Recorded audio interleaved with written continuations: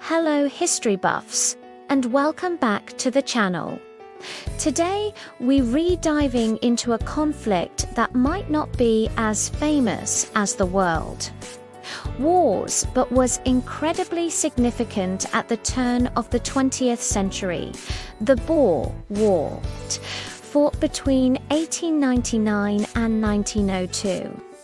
This was a brutal clash between the mighty British Empire and two small, independent farmer republics in southern Africa, the Transvaal and the Orange Free State. But what exactly sparked this intense conflict?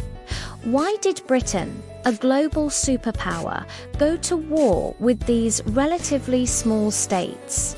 Stick around as we unpack the key reasons behind the Boer War. First up, let's talk about the big picture: imperialism. The late 19th century was the era of the scramble for Africa. European powers were carving up the continent, and Britain was leading the charge.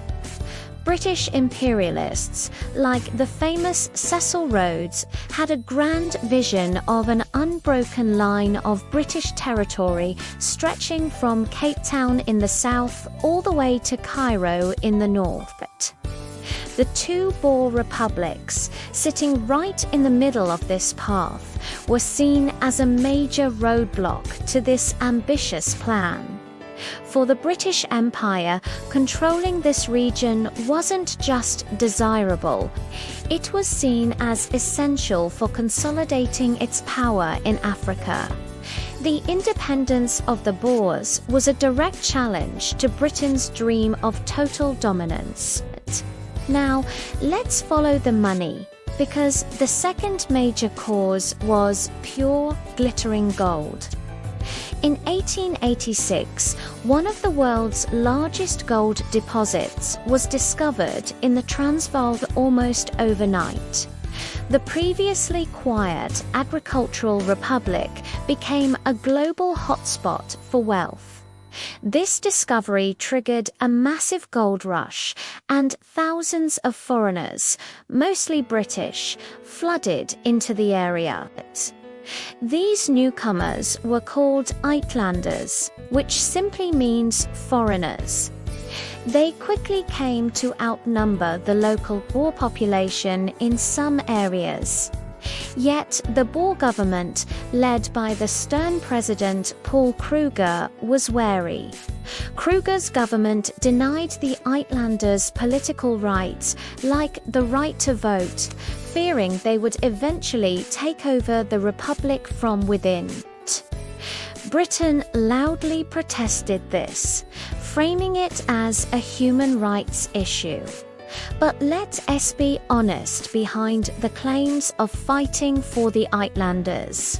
Right was a powerful desire to gain control over the Transvaal SMN's gold wealth, the richest in the world. With imperial ambitions on one side and a gold-rich republic on the other, political tensions were bound to explode. This brings us to our third reason: a direct conflict over power and sovereignty.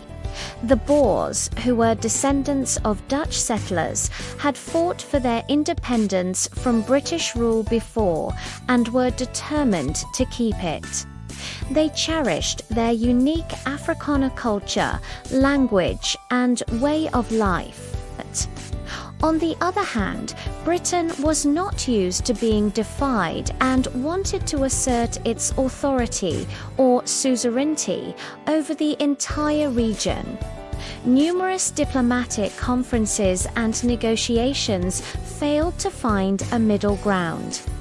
The British began moving troops to the borders of the Boer republics as a show of force. This was the final straw for the Boers. In October 1899, they issued an ultimatum demanding the withdrawal of all British troops from their borders. Britain refused, and the Boers declared war.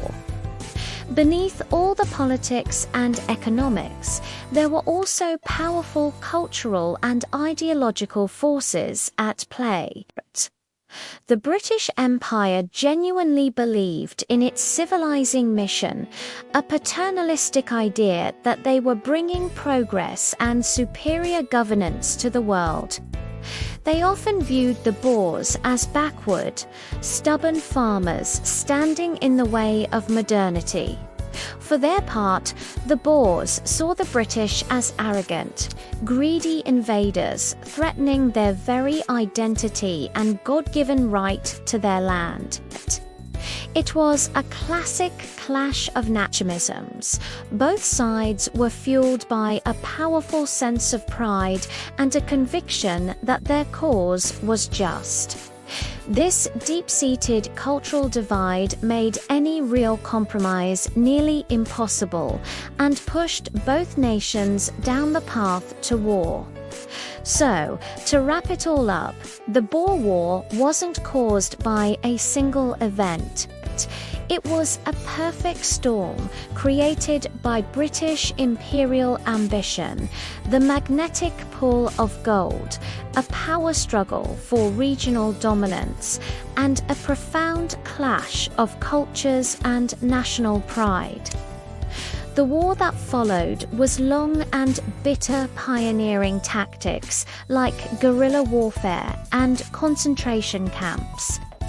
And its legacy would shape the future of South Africa for decades to come, laying some of the groundwork for the later system of apartheid. It was a stark lesson in how far an empire would go to protect its interests and how fiercely a small nation would fight for its freedom. Thanks for watching. If you found this explanation helpful, please hit that like button, subscribe to the channel, and ring the bell so you don't miss our next historical deep dive. Let us know in the comments what other historical events you'd like us to cover. See you next time.